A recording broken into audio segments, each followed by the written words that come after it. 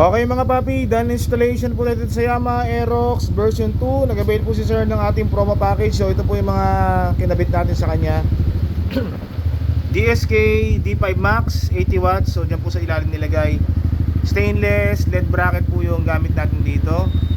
Yan, okay. Ang ilaw po nito, low beam, white, high beam, yellow.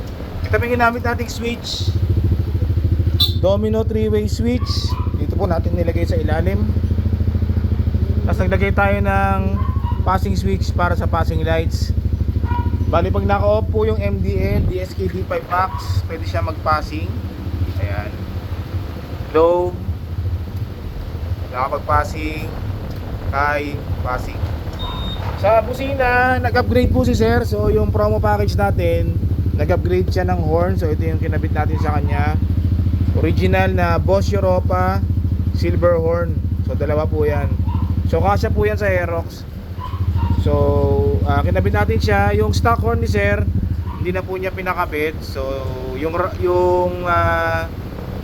rapid hindi rin. So meron lang siyang combo light. So pakita natin.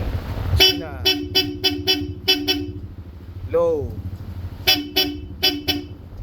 high, off, busina. Ayan. Okay mga paps, so gusto nyo mag-avail ng mga promo natin, punta lang po sila dito sa shop, sa Scooteristas online shop. Maraming salamat po.